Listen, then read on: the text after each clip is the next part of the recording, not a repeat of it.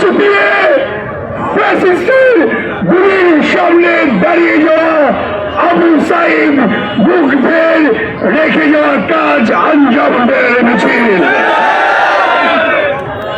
৩৬ জুলাই আমাদের ছাত্র জনতা যে কাজ শুরু করেছিল সেই কাজের সফল সমাপ্তি হবে ১২ই ফেব্রুয়ারি নির্বাচনে। শরীফ ওসমান হাদিবের শাহাদাতের ২ মাসেরও বেশি সময় হয়ে গেছে, কিন্তু তাদের সেই মামলার বিন্দু পরিমাণ কোন অগ্রগতির কথা এই ইন্টারিম সরকার আমাদেরকে বলতে পারে নাই।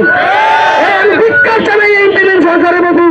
আমরা এই ইন্টারিম সরকারের প্রতি প্রত্যাশা রাখতে চাই। সর্বশেষ প্রত্যাশা আমাদের আগামী ১২ তারিখ ত্রয়োদশ জাতীয় সংসদ নির্বাচন, এই নির্বাচনকে অবাধ সুষ্ঠু নিরপেক্ষভাবে এই নির্বাচনকে অনুষ্ঠিত হতে দিতে হবে।